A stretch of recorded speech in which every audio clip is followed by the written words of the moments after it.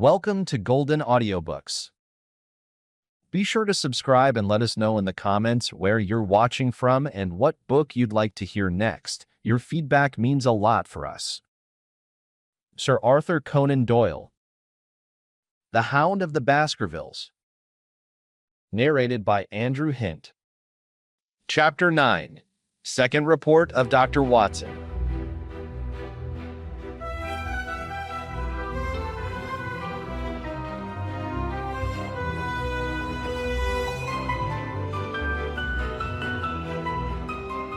The Light Upon the Moor. Baskerville Hall, October 15th. My dear Holmes, if I was compelled to leave you without much news during the early days of my mission, you must acknowledge that I am making up for lost time, and that events are now crowding thick and fast upon us. In my last report, I ended upon my top note with Barrymore at the window, and now I have quite a budget already, which will, unless I am much mistaken, considerably surprise you. Things have taken a turn which I could not have anticipated. In some ways, they have within the last 48 hours become much clearer, and in some ways they have become more complicated. But I will tell you all, and you shall judge for yourself. Before breakfast on the morning following my adventure, I went down the corridor and examined the room in which Barrymore had been on the night before. The western window through which he had stared so intently has, I noticed, one peculiarity above all other windows in the house. It commands the nearest outlook on the moor. There is an opening between two trees which enables one from this point of view to look right down upon it, while from all the other windows it is only a distant glimpse which can be obtained.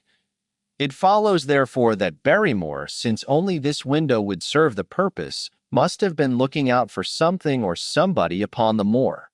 The night was very dark, so that I can hardly imagine how he could have hoped to see anyone. It had struck me that it was possible that some love intrigue was on foot. That would have accounted for his stealthy movements, and also for the uneasiness of his wife. The man is a striking-looking fellow, very well equipped to steal the heart of a country girl, so that this theory seemed to have something to support it. That opening of the door, which I had heard after I had returned to my room, might mean that he had gone out to keep some clandestine appointment. So I reasoned with myself in the morning, and I tell you the direction of my suspicions, however much the result may have shown that they were unfounded. But whatever the true explanation of Barrymore's movements might be, I felt that the responsibility of keeping them to myself until I could explain them was more than I could bear. I had an interview with the baronet in his study after breakfast, and I told him all that I had seen. He was less surprised than I had expected. I knew that Barrymore walked about nights, and I had a mind to speak to him about it, said he. 2 or 3 times I have heard his steps in the passage, coming and going just about the hour you name. Perhaps then he pays a visit every night to that particular window, I suggested. Perhaps he does. If so, we should be able to shadow him and see what it is that he is after.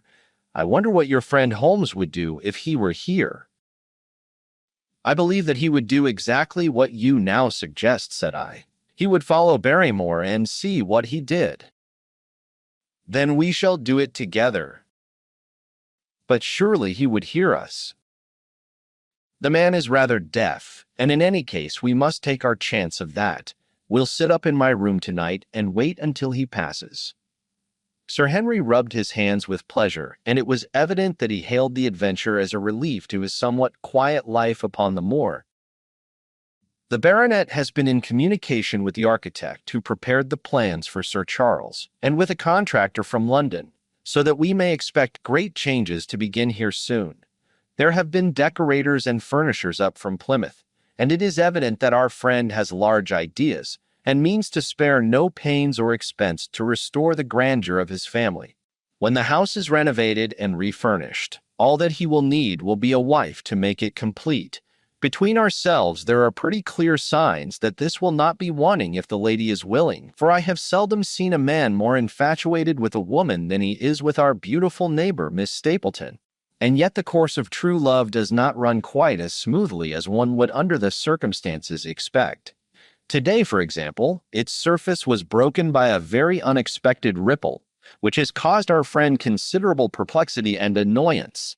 After the conversation which I have quoted about Barrymore, Sir Henry put on his hat and prepared to go out. As a matter of course, I did the same. "What, are you coming, Watson?" he asked, looking at me in a curious way. "That depends on whether you are going on the moor," said I. "Yes, I am." "Well, you know what my instructions are. I am sorry to intrude, but you heard how earnestly Holmes insisted that I should not leave you, and especially that you should not go alone upon the moor." Sir Henry put his hand upon my shoulder with a pleasant smile. "My dear fellow," said he, "Holmes, with all his wisdom, did not foresee some things which have happened since I have been on the moor. You understand me? I am sure that you are the last man in the world who would wish to be a spoil-sport. I must go out alone." It put me in a most awkward position. I was at a loss what to say or what to do, and before I had made up my mind, he picked up his cane and was gone. But when I came to think the matter over, my conscience reproached me bitterly for having on any pretext allowed him to go out of my sight. I imagined what my feelings would be if I had to return to you and to confess that some misfortune had occurred through my disregard for your instructions. I assure you my cheeks flushed at the very thought. It might not even now be too late to overtake him, so I set off at once in the direction of Merripit House. I hurried along the road at the top of my speed without seeing anything of Sir Henry, until I came to the point where the moor path branches off. There, fearing that perhaps I had come in the wrong direction after all, I mounted a hill from which I could command a view, the same hill which is cut into the dark quarry. Thence I saw him at once. He was on the moor path, about a quarter of a mile off, and a lady was by his side who could only be Miss Stapleton. It was clear that there was already an understanding between them, and that they had met by appointment. They were walking slowly along in deep conversation, and I saw her making quick little movements of her hands as if she were very earnest in what she was saying, while he listened intently and once or twice shook his head in strong dissent. I stood among the rocks watching them, very much puzzled as to what I should do next. To follow them and break into their intimate conversation seemed to be an outrage, and yet my clear duty was never for an instant to let him out of my sight. To act as spy upon a friend was a hateful task.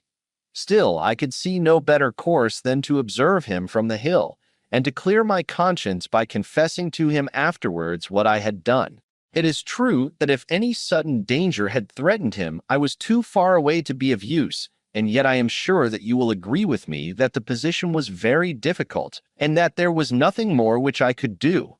Our friend Sir Henry and the lady had halted on the path and were standing deeply absorbed in their conversation when I was suddenly aware that I was not the only witness of their interview.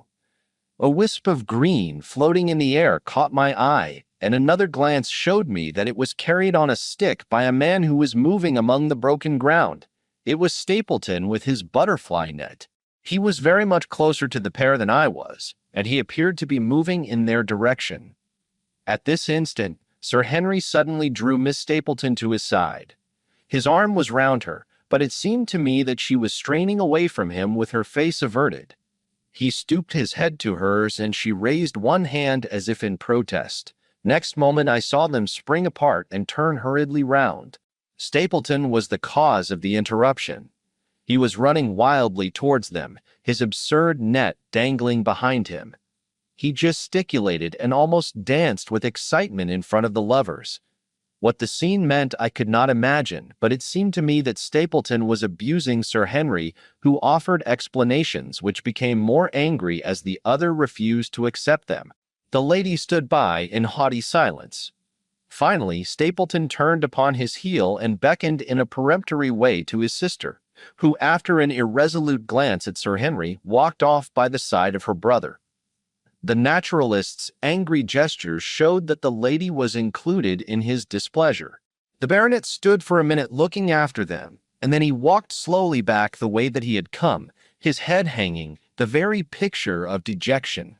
What all this meant I could not imagine, but I was deeply ashamed to have witnessed so intimate a scene without my friend's knowledge. I ran down the hill, therefore, and met the baronet at the bottom.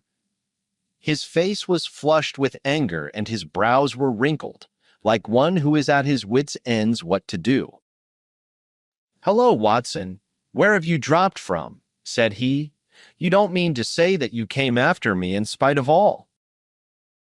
I explained everything to him, how I had found it impossible to remain behind, how I had followed him, and how I had witnessed all that had occurred. For an instant his eyes blazed at me, but my frankness disarmed his anger, and he broke at last into a rather rueful laugh.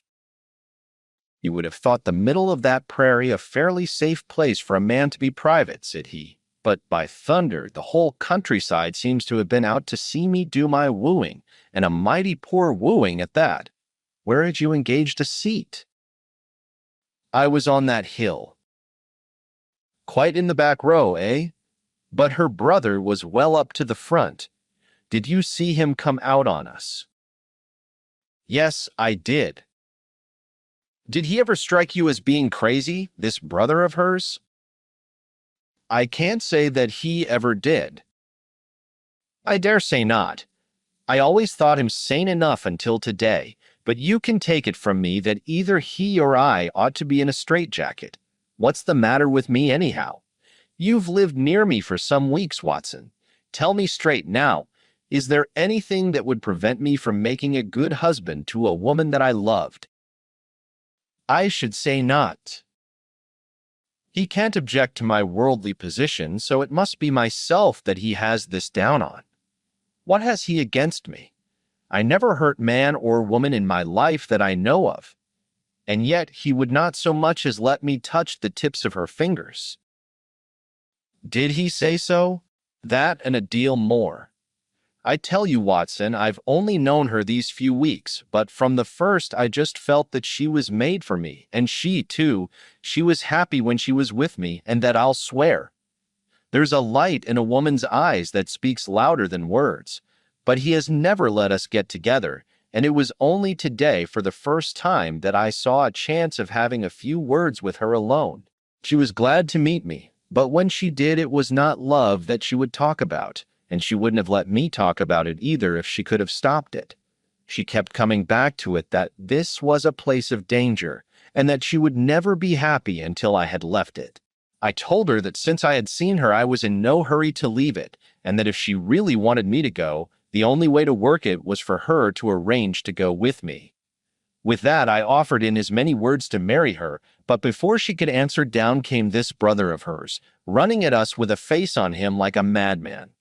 He was just white with rage, and those light eyes of his were blazing with fury. What was I doing with the lady? How dared I offer her attentions which were distasteful to her? Did I think that because I was a baronet I could do what I liked? If he had not been her brother, I should have known better how to answer him. That seemed to make the matter no better. So then I lost my temper too, and I answered him rather more hotly than I should perhaps, considering that she was standing by. So it ended by his going off with her, as you saw, and here am I as badly puzzled a man as any in this county. Just tell me what it all means, Watson, and I'll owe you more than ever I can hope to pay." I tried one or two explanations, but indeed I was completely puzzled myself. Our friend's title, his fortune, his age, his character, and his appearance are all in his favor, and I know nothing against him unless it be this dark fate which runs in his family. That his advances should be rejected so brusquely without any reference to the lady's own wishes, and that the lady should accept the situation without protest, is very amazing. However, our conjectures were set at rest by a visit from Stapleton himself that very afternoon. He had come to offer apologies for his rudeness of the morning, and after a long private interview with Sir Henry in his study, the upshot of their conversation was that the breach is quite healed, and that we are to dine at Merripit House next Friday as a sign of it.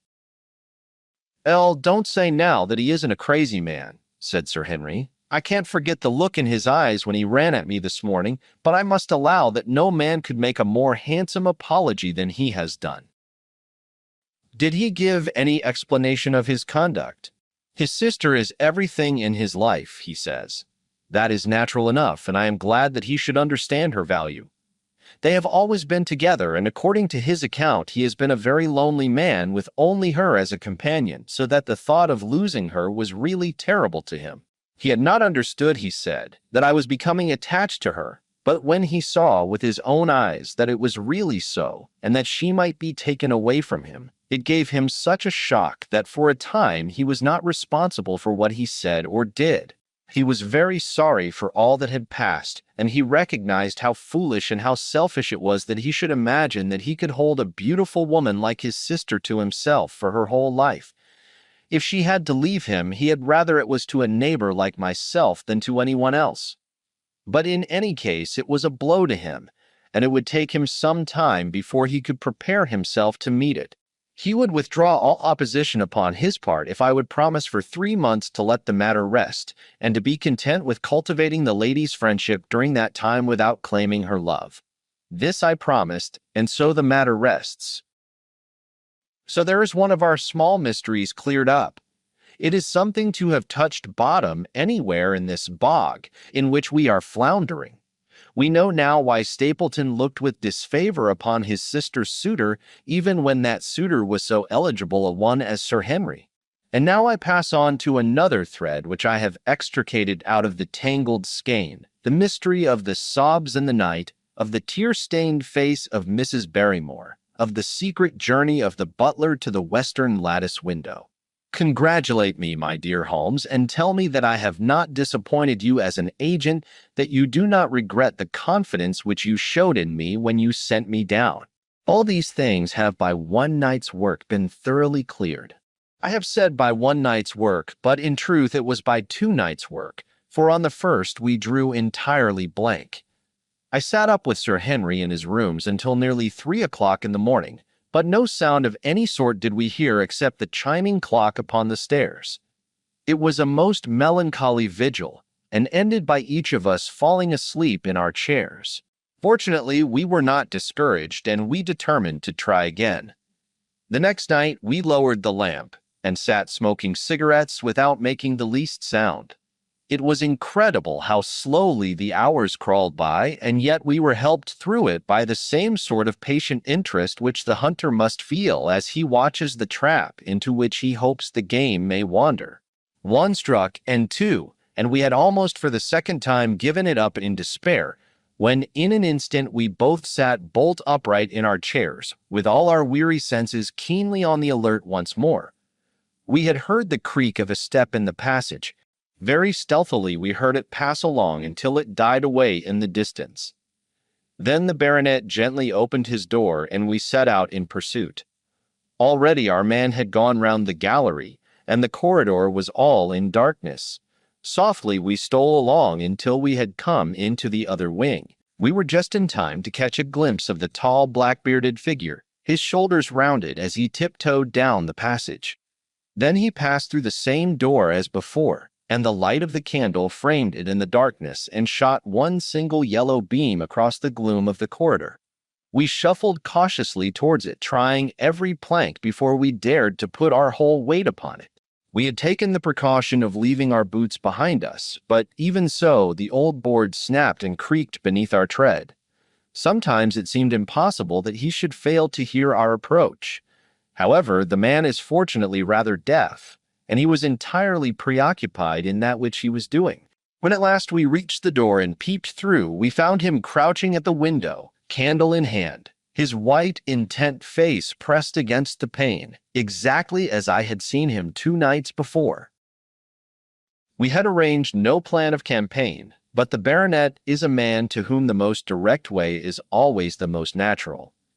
He walked into the room, and as he did so, Barrymore sprang up from the window with a sharp hiss of his breath and stood, livid and trembling, before us. His dark eyes, glaring out of the white mask of his face, were full of horror and astonishment as he gazed from Sir Henry to me. "What are you doing here, Barrymore?" "Nothing, sir." His agitation was so great that he could hardly speak, and the shadows sprang up and down from the shaking of his candle. "It was the window, sir. I go round at night to see that they are fastened." "On the 2nd floor?" "Yes, sir, all the windows."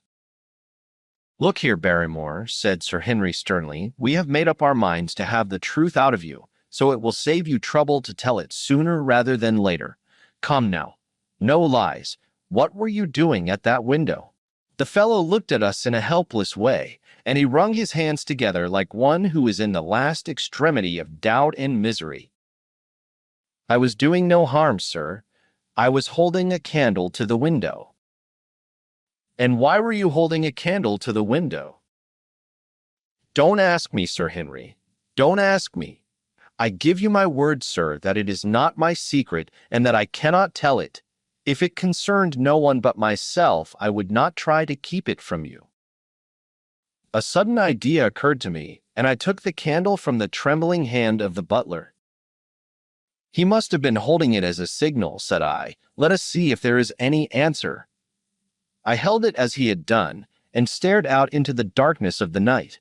Vaguely I could discern the black bank of the trees and the lighter expanse of the moor, for the moon was behind the clouds. And then I gave a cry of exultation, for a tiny pinpoint of yellow light had suddenly transfixed the dark veil and glowed steadily in the center of the black square framed by the window. "There it is," I cried. "No, no, sir, it is nothing, nothing at all," the butler broke in. "I assure you, sir." "Move your light across the window, Watson," cried the baronet. "See, the other moves also. Now, you rascal, do you deny that it is a signal? Come, speak up. Who is your confederate out yonder, and what is this conspiracy that is going on?" The man's face became openly defiant. "It is my business and not yours. I will not tell." "Then you leave my employment right away." "Very good, sir. If I must, I must. And you go in disgrace. By thunder, you may well be ashamed of yourself. Your family has lived with mine for over 100 years under this roof, and here I find you deep in some dark plot against me." "No, no, sir, no, not against you." It was a woman's voice, and Mrs. Barrymore, paler and more horror-struck than her husband, was standing at the door. Her bulky figure in a shawl and skirt might have been comic were it not for the intensity of feeling upon her face. "We have to go, Eliza. This is the end of it. You can pack our things," said the butler. "Oh, John, John, have I brought you to this?" "It is my doing, Sir Henry, all mine. He has done nothing except for my sake and because I asked him." "Speak out, then. What does it mean?" "My unhappy brother is starving on the moor. We cannot let him perish at our very gates. The light is a signal to him that food is ready for him, and his light out yonder is to show the spot to which to bring it." "Then your brother is—" "The escaped convict, Sir Selden, the criminal." "That's the truth, sir," said Barrymore. "I said that it was not my secret, and that I could not tell it to you. But now you have heard it, and you will see that if there was a plot, it was not against you." This, then, was the explanation of the stealthy expeditions at night and the light at the window. Sir Henry and I both stared at the woman in amazement. Was it possible that this stolidly respectable person was of the same blood as one of the most notorious criminals in the country? "Yes, sir. My name was Selden, and he is my younger brother. We humored him too much when he was a lad, and gave him his own way in everything until he came to think that the world was made for his pleasure, and that he could do what he liked in it. Then as he grew older, he met wicked companions, and the devil entered into him until he broke my mother's heart and dragged our name in the dirt. From crime to crime he sank lower and lower, until it is only the mercy of God which has snatched him from the scaffold. But to me, sir, he was always the little curly-headed boy that I had nursed and played with, as an elder sister would. That was why he broke prison, sir. He knew that I was here, and that we could not refuse to help him. When he dragged himself here one night, weary and starving, with the warders hard at his heels, what could we do? We took him in and fed him and cared for him. Then you returned, sir, and my brother thought he would be safer on the moor than anywhere else until the hue and cry was over, so he lay in hiding there. But every second night we made sure if he was still there by putting a light in the window. And if there was an answer, my husband took out some bread and meat to him. Every day we hoped that he was gone, but as long as he was there, we could not desert him. That is the whole truth, as I am an honest Christian woman, and you will see that if there is blame in the matter, it does not lie with my husband, but with me, for whose sake he has done all that he has." The woman's words came with an intense earnestness which carried conviction with them. "Is this true, Barrymore?" "Yes, Sir Henry, every word of it." "Well, I cannot blame you for standing by your own wife. Forget what I have said. Go to your room, you two, and we shall talk further about this matter in the morning." When they were gone, we looked out of the window again. Sir Henry had flung it open, and the cold night wind beat in upon our faces. Far away in the black distance, there still glowed that one tiny point of yellow light. "I wonder he dares," said Sir Henry. "It may be so placed as to be only visible from here." "Very likely. How far do you think it is?"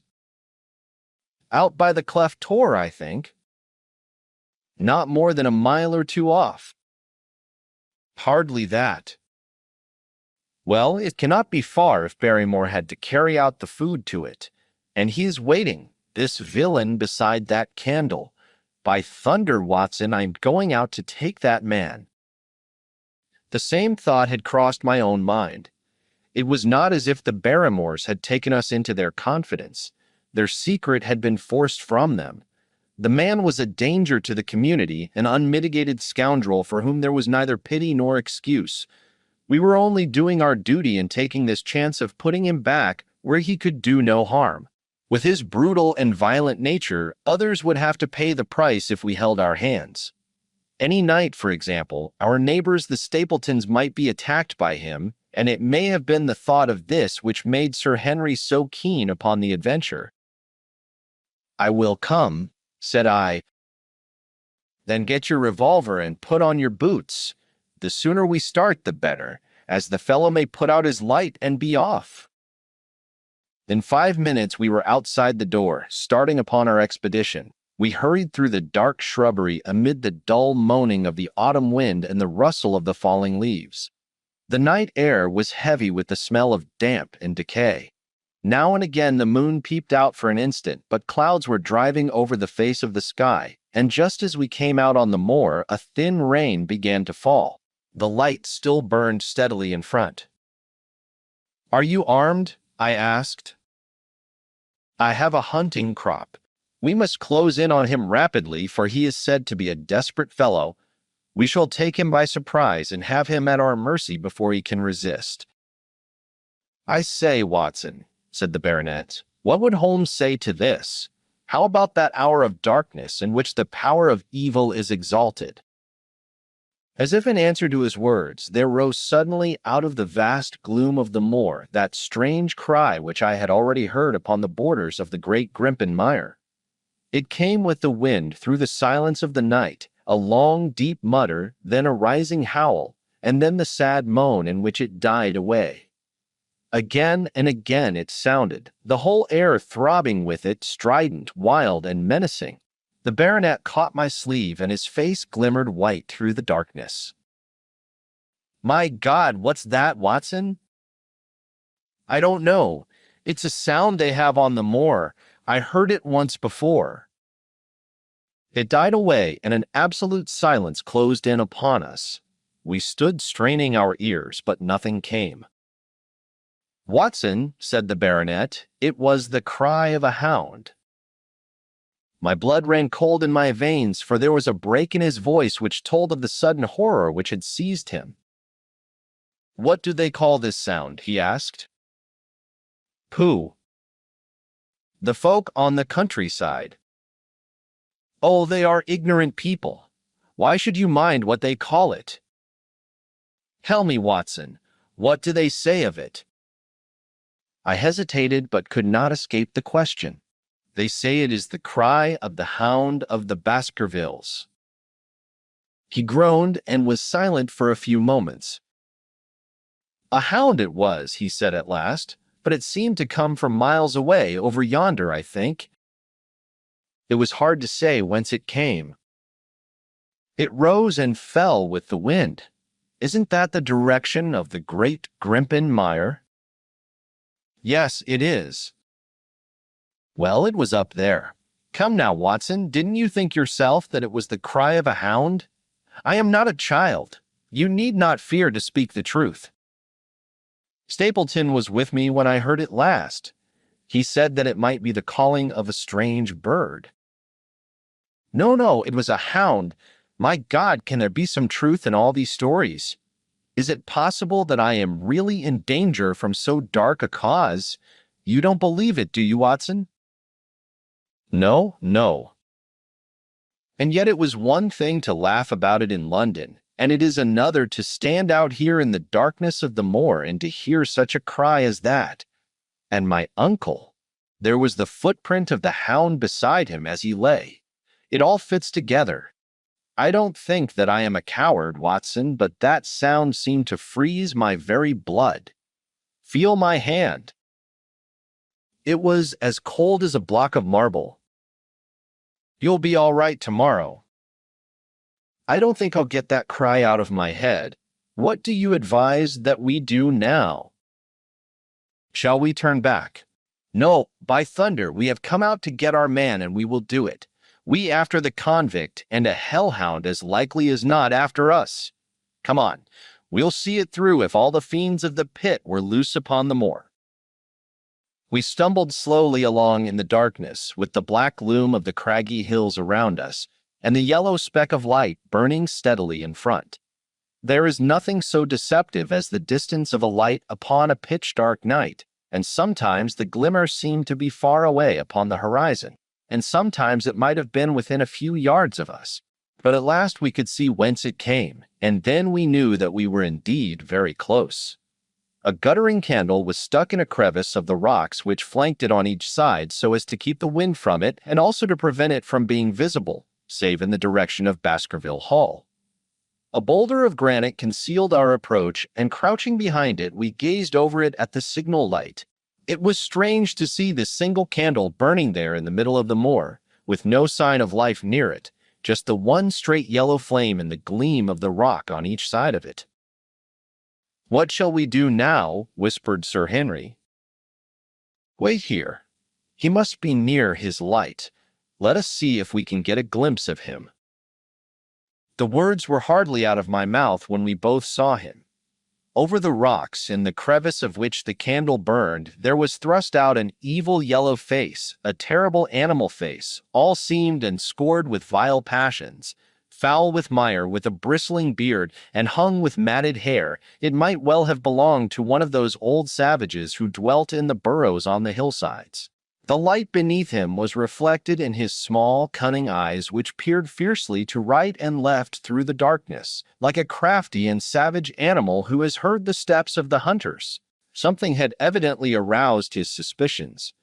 It may have been that Barrymore had some private signal which we had neglected to give, or the fellow may have had some other reason for thinking that all was not well, but I could read his fears upon his wicked face. Any instant he might dash out the light and vanish in the darkness. I sprang forward, therefore, and Sir Henry did the same. At the same moment the convict screamed out a curse at us and hurled a rock which splintered up against the boulder which had sheltered us. I caught one glimpse of his short, squat, strongly built figure as he sprang to his feet and turned to run. At the same moment, by a lucky chance, the moon broke through the clouds. We rushed over the brow of the hill, and there was our man running with great speed down the other side, springing over the stones in his way with the activity of a mountain goat. A lucky long shot of my revolver might have crippled him, but I had brought it only to defend myself if attacked, and not to shoot an unarmed man who was running away. We were both swift runners and in fairly good training, but we soon found that we had no chance of overtaking him. We saw him for a long time in the moonlight until he was only a small speck, moving swiftly among the boulders upon the side of a distant hill. We ran and ran until we were completely blown, but the space between us grew ever wider.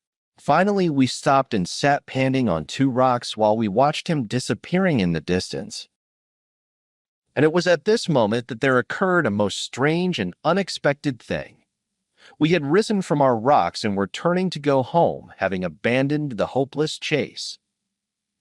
The moon was low upon the right, and the jagged pinnacle of a granite tor stood up against the lower curve of its silver disk.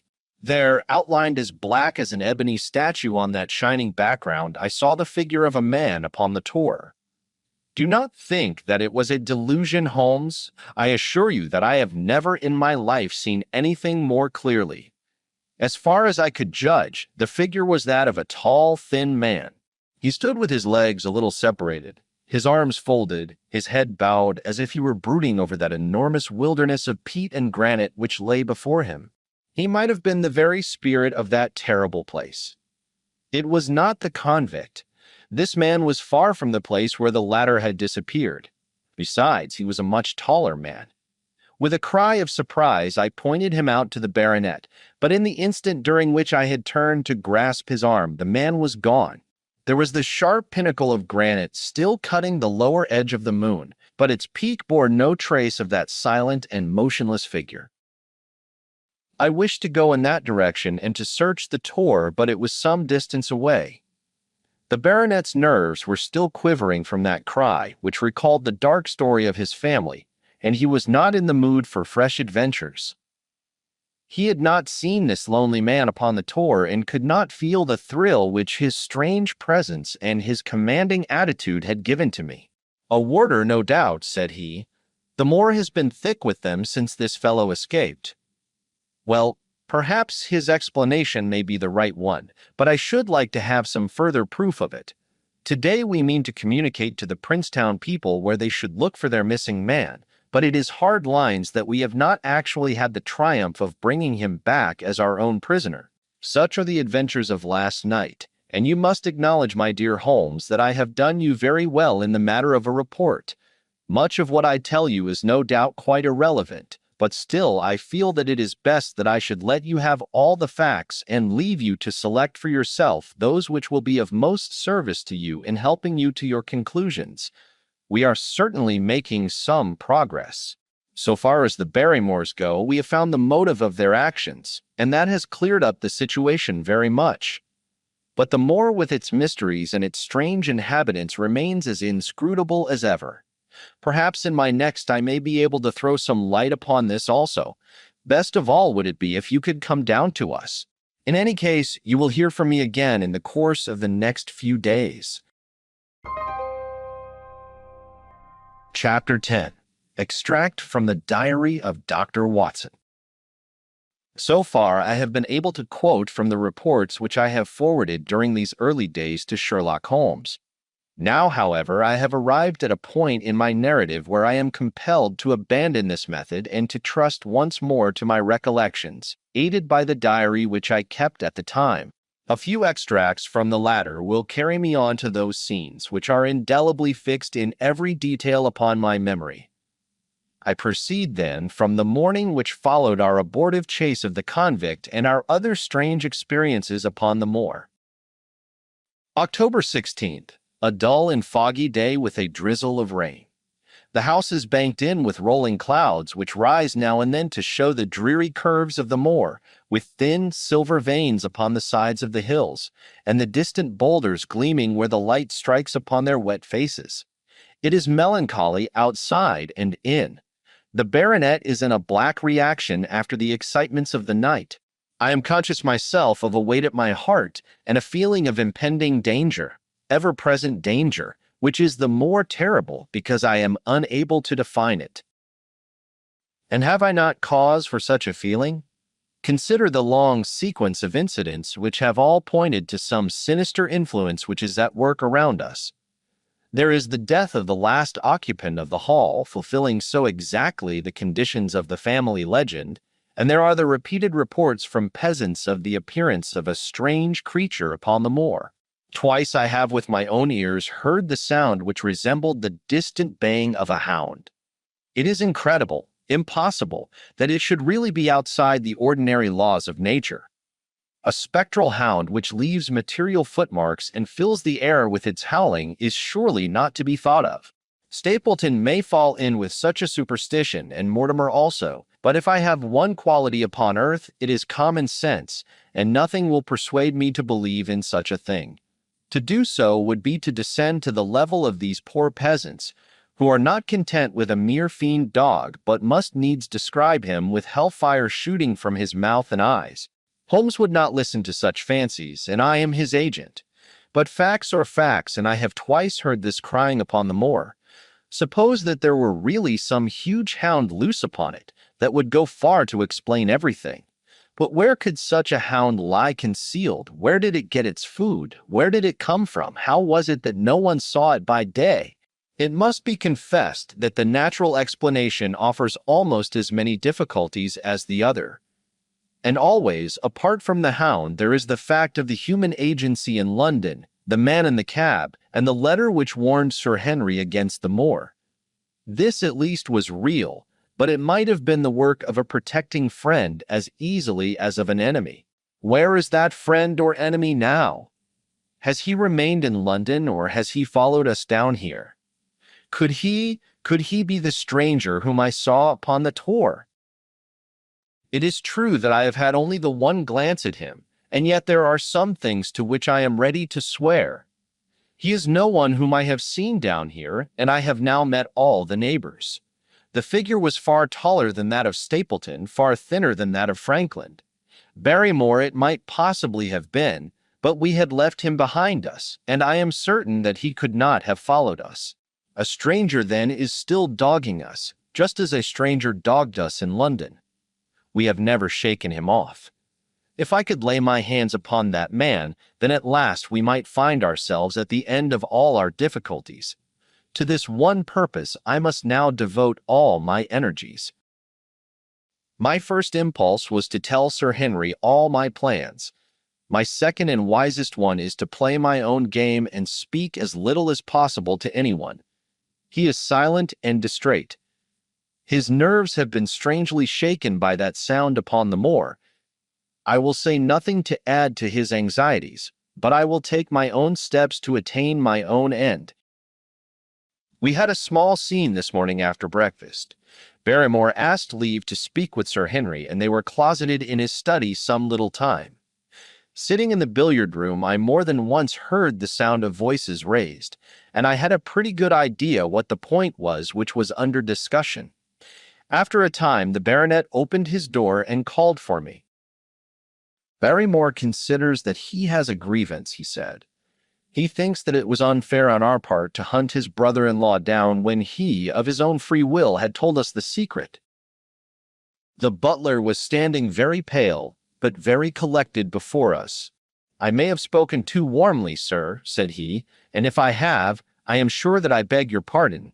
At the same time, I was very much surprised when I heard you two gentlemen come back this morning and learned that you had been chasing Selden. The poor fellow has enough to fight against without my putting more upon his track. If you had told us of your own free will, it would have been a different thing, said the baronet. You only told us, or rather your wife only told us, when it was forced from you and you could not help yourself. I didn't think you would have taken advantage of it, Sir Henry. Indeed, I didn't. The man is a public danger. There are lonely houses scattered over the moor, and he is a fellow who would stick at nothing. You only want to get a glimpse of his face to see that. Look at Mr. Stapleton's house, for example, with no one but himself to defend it. There's no safety for anyone until he is under lock and key. He'll break into no house, sir. I give you my solemn word upon that. But he will never trouble anyone in this country again. I assure you, Sir Henry, that in a very few days the necessary arrangements will have been made and he will be on his way to South America. For God's sake, sir, I beg of you not to let the police know that he is still on the moor. They have given up the chase there, and he can lie quiet until the ship is ready for him. You can't tell on him without getting my wife and me into trouble. I beg you, sir, to say nothing to the police. What do you say, Watson? I shrugged my shoulders. If he were safely out of the country, it would relieve the taxpayer of a burden. But how about the chance of his holding someone up before he goes? He would not do anything so mad, sir. We have provided him with all that he can want. To commit a crime would be to show where he was hiding." "That is true," said Sir Henry. "Well, Barrymore." "God bless you, sir, and thank you from my heart. It would have killed my poor wife had he been taken again. I guess we are aiding and abetting a felony, Watson? But after what we have heard, I don't feel as if I could give the man up, so there is an end of it. All right, Barrymore, you can go." With a few broken words of gratitude, the man turned, but he hesitated and then came back. "You've been so kind to us, sir, that I should like to do the best I can for you in return. I know something, Sir Henry, and perhaps I should have said it before, but it was long after the inquest that I found it out. I've never breathed a word about it yet to mortal man. It's about poor Sir Charles's death." The baronet and I were both upon our feet. "Do you know how he died?" "Know that." "What then?" "I know why he was at the gate at that hour. It was to meet a woman." "To meet a woman?" "Yes, sir." "And the woman's name?" "I can't give you the name, sir, but I can give you the initials. Her initials were LL." "How do you know this, Barrymore?" "Well, Sir Henry, your uncle had a letter that morning. He had usually a great many letters, for he was a public man and well known for his kind heart, so that everyone who was in trouble was glad to turn to him. But that morning, as it chanced, there was only this one letter, so I took the more notice of it. It was from Coombe Tracy, and it was addressed in a woman's hand." "Well?" "Well, sir, I thought no more of the matter, and never would have done had it not been for my wife. Only a few weeks ago she was cleaning out Sir Charles's study. It had never been touched since his death, and she found the ashes of a burned letter in the back of the grate. The greater part of it was charred to pieces, but one little slip, the end of a page, hung together, and the writing could still be read, though it was gray on a black ground. It seemed to us to be a postscript at the end of the letter, and it said, 'Please, please, as you are a gentleman, burn this letter, and be at the gate by 10 o'clock. "Have you got that slip?" "No, sir, it crumbled all to bits after we moved it." "Had Sir Charles received any other letters in the same writing?" "Well, sir, I took no particular notice of his letters. I should not have noticed this one, only it happened to come alone." "And you have no idea who LL is?" "No, sir, no more than you have. But I expect if we could lay our hands upon that lady we should know more about Sir Charles's death." "I cannot understand, Barrymore, how you came to conceal this important information." "Well, sir, it was immediately after that our own trouble came to us. And then again, sir, we were both of us very fond of Sir Charles, as we well might be considering all that he has done for us. To rake this up couldn't help our poor master, and it's well to go carefully when there's a lady in the case, even the best of us." "You thought it might injure his reputation?" "Well, sir, I thought no good could come of it. But now you have been kind to us, and I feel as if it would be treating you unfairly not to tell you all that I know about the matter." "Very good, Barrymore, you can go." When the butler had left us, Sir Henry turned to me. "Well, Watson, what do you think of this new light?" "It seems to leave the darkness rather blacker than before." "So I think. But if we can only trace LL, it should clear up the whole business. We have gained that much. We know that there is someone who has the facts if we can only find her. What do you think we should do?" "Let Holmes know all about it at once. It will give him the clue for which he has been seeking. I am much mistaken if it does not bring him down." I went at once to my room and drew up my report of the morning's conversation for Holmes. It was evident to me that he had been very busy of late, for the notes which I had from Baker Street were few and short, with no comments upon the information which I had supplied, and hardly any reference to my mission. No doubt his blackmailing case is absorbing all his faculties, and yet this new factor must surely arrest his attention and renew his interest. I wish that he were here. October 17th. All day today the rain poured down, rustling on the ivy and dripping from the eaves. I thought of the convict out upon the bleak, cold, shelterless moor. Poor devil! Whatever his crimes, he has suffered something to atone for them. And then I thought of that other one, the face in the cab, the figure against the moon. Was he also out in that deluge, the unseen watcher, the man of darkness? In the evening I put on my waterproof and I walked far upon the sodden moor, full of dark imaginings, the rain beating upon my face and the wind whistling about my ears. God help those who wander into the great mire now, for even the firm uplands are becoming a morass. I found the black tor upon which I had seen the solitary watcher, and from its craggy summit I looked out myself across the melancholy downs. Rain squalls drifted across their russet face, and the heavy, slate-colored clouds hung low over the landscape, trailing in gray wreaths down the sides of the fantastic hills. In the distant hollow on the left, half hidden by the mist, the two thin towers of Baskerville Hall rose above the trees. They were the only signs of human life which I could see, save only those prehistoric huts which lay thickly upon the slopes of the hills. Nowhere was there any trace of that lonely man whom I had seen on the same spot 2 nights before. As I walked back, I was overtaken by Dr. Mortimer driving in his dog-cart over a rough moorland track which led from the outlying farmhouse of Fulmire. He has been very attentive to us, and hardly a day has passed that he has not called at the hall to see how we were getting on. He insisted upon my climbing into his dog-cart, and he gave me a lift homeward. I found him much troubled over the disappearance of his little spaniel. It had wandered on to the moor and had never come back. I gave him such consolation as I might, but I thought of the pony on the Grimpen Mire, and I do not fancy that he will see his little dog again. By the way, Mortimer, said I as we jolted along the rough road, I suppose there are few people living within driving distance of this whom you do not know. Hardly any, I think. Can you then tell me the name of any woman whose initials are LL? He thought for a few minutes. No, said he. There are a few gypsies and laboring folk for whom I can't answer, but among the farmers or gentry there is no one whose initials are those. Wait a bit, though, he added after a pause. There is Laura Lyons. Her initials are LL, but she lives in Coombe Tracy. Who is she? I asked. She is Franklin's daughter. What? Old Franklin the Crank?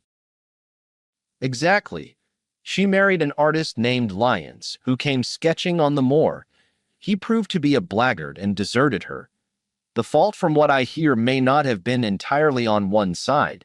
Her father refused to have anything to do with her because she had married without his consent, and perhaps for 1 or 2 other reasons as well. So between the old sinner and the young one, the girl has had a pretty bad time. How does she live? I fancy old Franklin allows her a pittance, but it cannot be more, for his own affairs are considerably involved. Whatever she may have deserved, one could not allow her to go hopelessly to the bad. Her story got about, and several of the people here did something to enable her to earn an honest living. Stapleton did for one, and Sir Charles for another. I gave a trifle myself. It was to set her up in a typewriting business. He wanted to know the object of my inquiries, but I managed to satisfy his curiosity without telling him too much, for there is no reason why we should take anyone into our confidence. Tomorrow morning I shall find my way to Coombe Tracy, and if I can see this Mrs. Laura Lyons, of equivocal reputation, a long step will have been made towards clearing one incident in this chain of mysteries.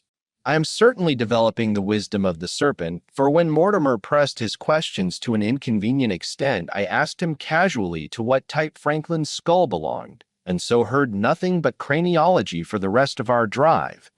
I have not lived for years with Sherlock Holmes for nothing.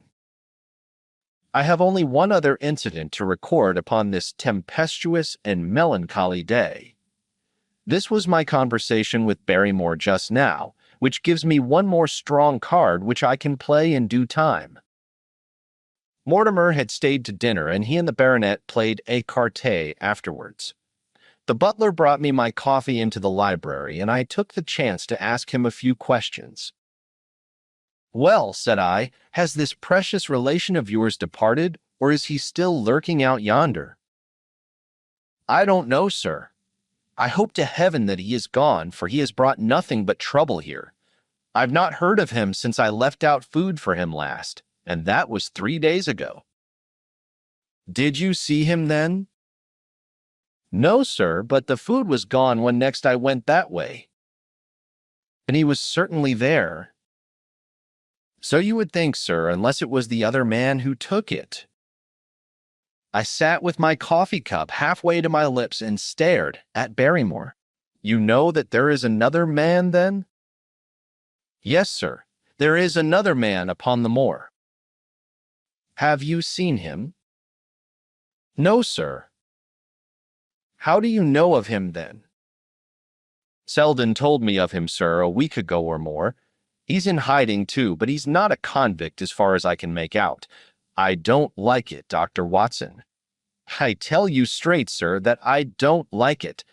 He spoke with a sudden passion of earnestness. "Now, listen to me, Barrymore. I have no interest in this matter but that of your master. I have come here with no object except to help him. Tell me frankly what it is that you don't like." Barrymore hesitated for a moment, as if he regretted his outburst, or found it difficult to express his own feelings in words. "It's all these goings-on, sir," he cried at last, waving his hand towards the rain-lashed window which faced the moor. "There's foul play somewhere, and there's black villainy brewing, to that I'll swear. Very glad I should be, sir, to see Sir Henry on his way back to London again." "But what is it that alarms you?" "Look at Sir Charles's death. That was bad enough, for all that the coroner said. Look at the noises on the moor at night. There's not a man would cross it after sundown if he was paid for it. Look at this stranger hiding out yonder and watching and waiting. What's he waiting for? What does it mean? It means no good to anyone of the name of Baskerville, and very glad I shall be to be quit of it all on the day that Sir Henry's new servants are ready to take over the hall." "But about this stranger," said I, "can you tell me anything about him? What did Selden say? Did he find out where he hid or what he was doing?" "He saw him once or twice, but he is a deep one and gives nothing away. At first he thought that he was the police, but soon he found that he had some lay of his own. A kind of gentleman he was, as far as he could see, but what he was doing he could not make out." "And where did he say that he lived?" "Among the old houses on the hillside, the stone huts where the old folk used to live." "But how about his food?" "Selden found out that he has got a lad who works for him and brings him all he needs. I dare say he goes to Coombe Tracy for what he wants." "Very good, Barrymore. We may talk further of this some other time." When the butler had gone, I walked over to the black window, and I looked through a blurred pane at the driving clouds and at the tossing outline of the windswept trees. It is a wild night indoors, and what must it be in a stone hut upon the moor? What passion of hatred can it be which leads a man to lurk in such a place at such a time? And what deep and earnest purpose can he have which calls for such a trial? There, in that hut upon the moor, seems to lie the very center of that problem which has vexed me so sorely. I swear that another day shall not have passed before I have done all that man can do to reach the heart of the mystery. Chapter 11. The Man on the Tor. The extract from my private diary which forms the last chapter has brought my narrative up to the 18th of October, a time when these strange events began to move swiftly towards their terrible conclusion. The incidents of the next few days are indelibly graven upon my recollection, and I can tell them without reference to the notes made at the time. I start then from the day which succeeded that upon which I had established two facts of great importance. The one that Mrs. Laura Lyons of Coombe Tracy had written to Sir Charles Baskerville, and made an appointment with him at the very place and hour that he met his death. The other that the lurking man upon the moor was to be found among the stone huts upon the hillside. With these two facts in my possession, I felt that either my intelligence or my courage must be deficient if I could not throw some further light upon these dark places. I had no opportunity to tell the baronet what I had learned about Mrs. Lyons upon the evening before, for Dr. Mortimer remained with him at cards until it was very late. At breakfast, however, I informed him about my discovery and asked him whether he would care to accompany me to Coombe Tracey.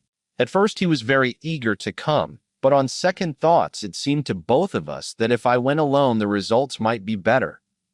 The more formal we made the visit, the less information we might obtain. I left Sir Henry behind, therefore, not without some prickings of conscience, and drove off upon my new quest.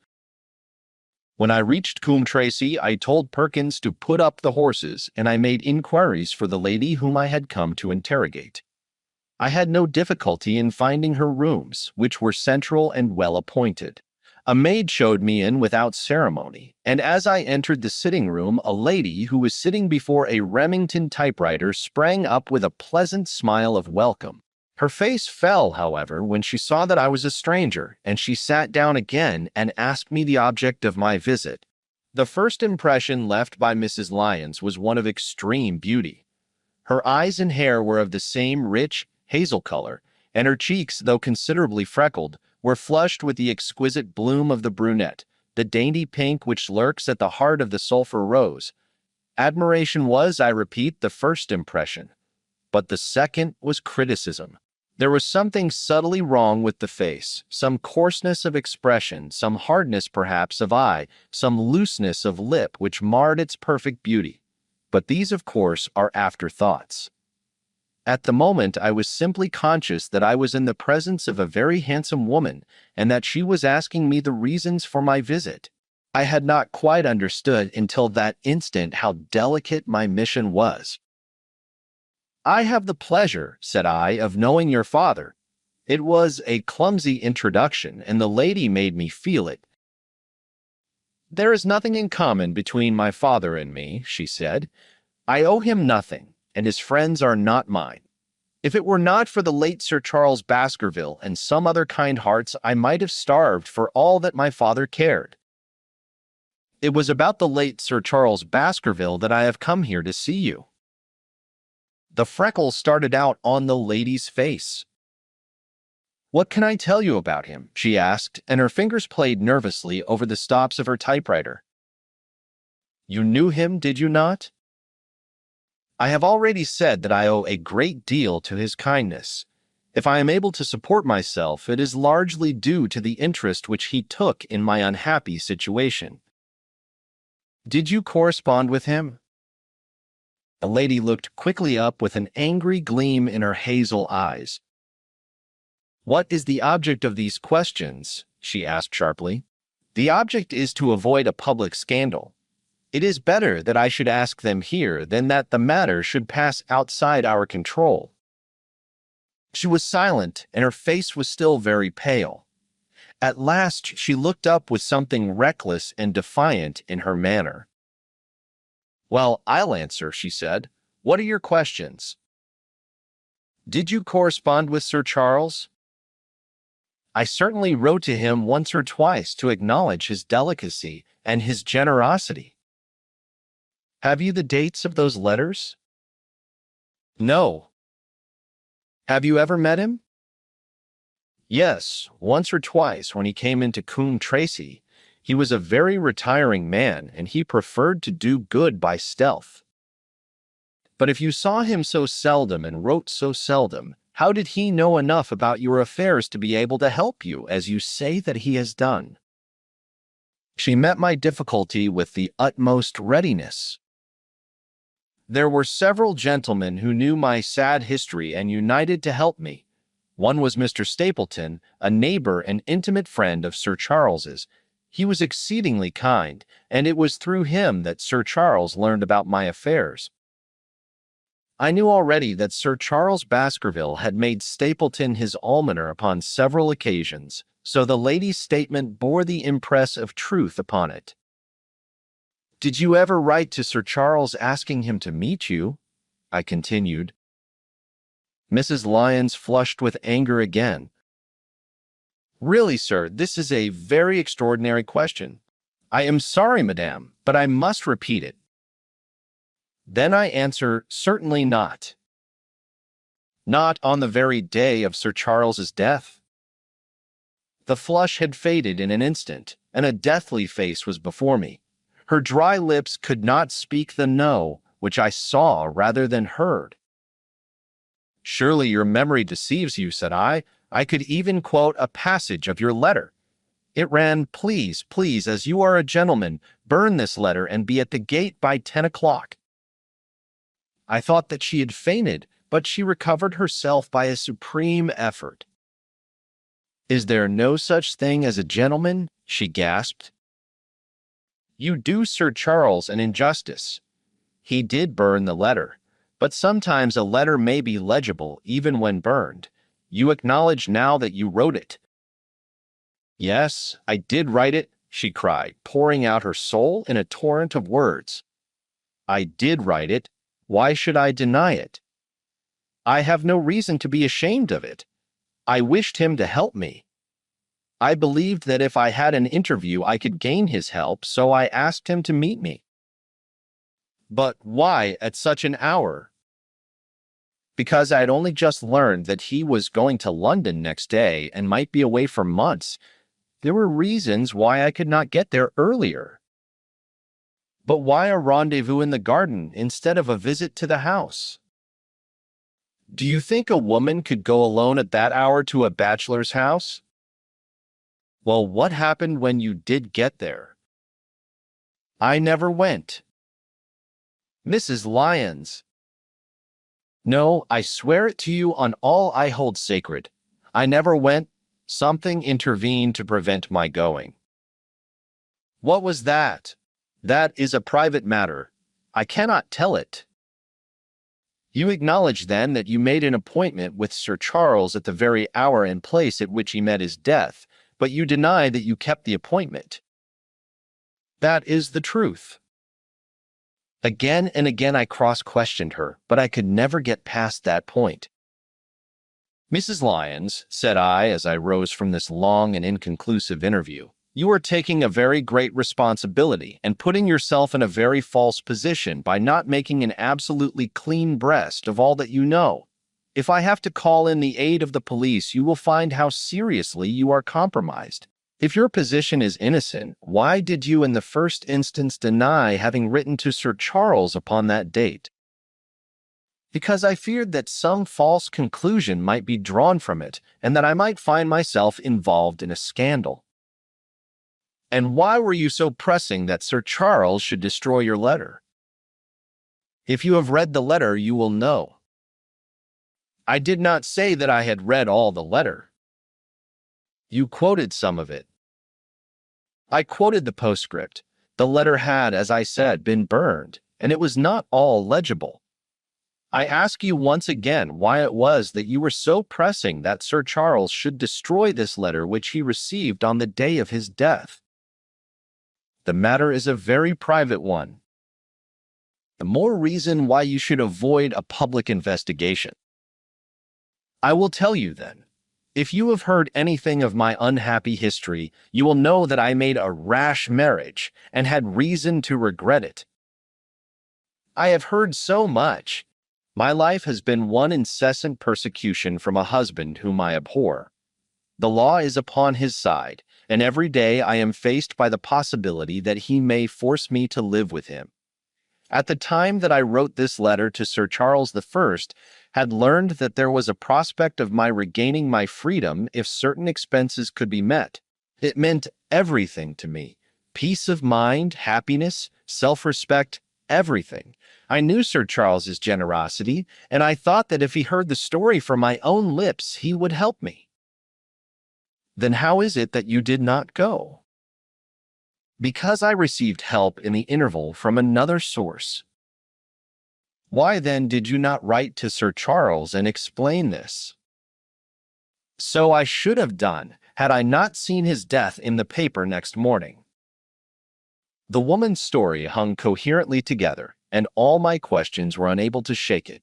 I could only check it by finding if she had indeed instituted divorce proceedings against her husband at or about the time of the tragedy. It was unlikely that she would dare to say that she had not been to Baskerville Hall if she really had been, for a trap would be necessary to take her there, and could not have returned to Coombe Tracy until the early hours of the morning. Such an excursion could not be kept secret. The probability was, therefore, that she was telling the truth, or at least a part of the truth. I came away baffled and disheartened. Once again, I had reached that dead wall which seemed to be built across every path by which I tried to get at the object of my mission. And yet the more I thought of the lady's face and of her manner, the more I felt that something was being held back from me. Why should she turn so pale? Why should she fight against every admission until it was forced from her? Why should she have been so reticent at the time of the tragedy? Surely the explanation of all this could not be as innocent as she would have me believe. For the moment I could proceed no farther in that direction, but must turn back to that other clue which was to be sought for among the stone huts upon the moor. And that was a most vague direction. I realized it as I drove back and noted how hill after hill showed traces of the ancient people. Barrymore's only indication had been that the stranger lived in one of these abandoned huts, and many hundreds of them are scattered throughout the length and breadth of the moor. But I had my own experience for a guide, since it had shown me the man himself standing upon the summit of the Black Tor. That then should be the center of my search. From there I should explore every hut upon the moor until I lighted upon the right one. If this man were inside it, I should find out from his own lips, at the point of my revolver if necessary, who he was and why he had dogged us so long. He might slip away from us in the crowd of Regent Street, but it would puzzle him to do so upon the lonely moor. On the other hand, if I should find the hut and its tenant should not be within it, I must remain there, however long the vigil, until he returned. Holmes had missed him in London. It would indeed be a triumph for me if I could run him to earth where my master had failed. Luck had been against us again and again in this inquiry, but now at last it came to my aid, and the messenger of good fortune was none other than Mr. Frankland, who was standing, gray-whiskered and red-faced, outside the gate of his garden, which opened on to the high road along which I traveled. "Good day, Dr. Watson," cried he with unwonted good humor. "You must really give your horses a rest and come in to have a glass of wine and to congratulate me." My feelings towards him were very far from being friendly after what I had heard of his treatment of his daughter, but I was anxious to send Perkins and the wagonette home, and the opportunity was a good one. I alighted and sent a message to Sir Henry that I should walk over in time for dinner. Then I followed Frankland into his dining room. "It is a great day for me, sir. One of the red-letter days of my life," he cried with many chuckles. "I have brought off a double event. I mean to teach them in these parts that law is law, and that there is a man here who does not fear to invoke it. I have established a right-of-way through the center of Old Middleton's Park, slap across it, sir, within 100 yards of his own front door. What do you think of that? We'll teach these magnates that they cannot ride roughshod over the rights of the commoners, confound them. And I've closed the wood where the Fernworthy folk used to picnic. These infernal people seem to think that there are no rights of property, and that they can swarm where they like with their papers and their bottles. Both cases decided, Dr. Watson, and both in my favor. I haven't had such a day since I had Sir John Morland for trespass because he shot in his own warren." "How on earth did you do that?" "Look it up in the books, sir. It will repay reading Frankland v. Morland, Court of Queen's Bench. It cost me £200, but I got my verdict." "Did it do you any good?" "None, sir, none. I am proud to say that I had no interest in the matter. I act entirely from a sense of public duty. I have no doubt, for example, that the Fernworthy people will burn me in effigy tonight. I told the police last time they did it that they should stop these disgraceful exhibitions. The county constabulary is in a scandalous state, sir, and it has not afforded me the protection to which I am entitled. The case of Franklin versus Regina will bring the matter before the attention of the public. I told them that they would have occasion to regret their treatment of me, and already my words have come true. How so? I asked. The old man put on a very knowing expression. Because I could tell them what they are dying to know, but nothing would induce me to help the rascals in any way. I had been casting round for some excuse by which I could get away from his gossip, but now I began to wish to hear more of it. I had seen enough of the contrary nature of the old sinner to understand that any strong sign of interest would be the surest way to stop his confidences. "Some poaching case, no doubt," said I, with an indifferent manner. "Ha ha, my boy, a very much more important matter than that. What about the convict on the moor?" I started. "You don't mean that you know where he is," said I. "I may not know exactly where he is, but I am quite sure that I could help the police to lay their hands on him. Has it never struck you that the way to catch that man was to find out where he got his food, and so trace it to him?"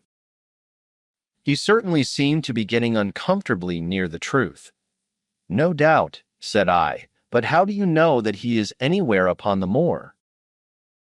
"I know it because I have seen with my own eyes the messenger who takes him his food." My heart sank for Barrymore. It was a serious thing to be in the power of this spiteful old busybody, but his next remark took a weight from my mind. "You'll be surprised to hear that his food is taken to him by a child. I see him every day through my telescope upon the roof. He passes along the same path at the same hour, and to whom should he be going except to the convict?" Here was luck indeed, and yet I suppressed all appearance of interest. A child. Barrymore had said that our unknown was supplied by a boy. It was on his track, and not upon the convict's, that Franklin had stumbled. If I could get his knowledge, it might save me a long and weary hunt, but incredulity and indifference were evidently my strongest cards. I should say that it was much more likely that it was the son of one of the moorland shepherds taking out his father's dinner. The least appearance of opposition struck fire out of the old autocrat. His eyes looked malignantly at me, and his gray whiskers bristled like those of an angry cat. "Indeed, sir," said he, pointing out over the wide-stretching moor. "Do you see that black tor over yonder? Well, do you see the low hill beyond with the thorn bush upon it? It is the stoniest part of the whole moor. Is that a place where a shepherd would be likely to take his station? Your suggestion, sir, is a most absurd one." I meekly answered that I had spoken without knowing all the facts. My submission pleased him and led him to further confidences. "You may be sure, sir, that I have very good grounds before I come to an opinion. I have seen the boy again and again with his bundle. Every day, and sometimes twice a day, I have been able bundle. But wait a moment, Dr. Watson. Do my eyes deceive me, or is there at the present moment something moving upon that hillside?" It was several miles off, but I could distinctly see a small dark dot against the dull green and gray. "Come, sir, come," cried Franklin, rushing upstairs. "You will see with your own eyes and judge for yourself." The telescope, a formidable instrument mounted upon a tripod, stood upon the flat leads of the house. Franklin clapped his eye to it, and gave a cry of satisfaction. "Quick, Dr. Watson, quick, before he passes over the hill." There he was, sure enough, a small urchin with a little bundle upon his shoulder, toiling slowly up the hill. When he reached the crest, I saw the ragged, uncouth figure outlined for an instant against the cold blue sky. He looked round him with a furtive and stealthy air, as one who dreads pursuit. Then he vanished over the hill. Well, am I right? Certainly there is a boy who seems to have some secret errand. And what the errand is, even a county constable could guess. But not one word shall they have from me, and I bind you to secrecy also, Dr. Watson. Not a word.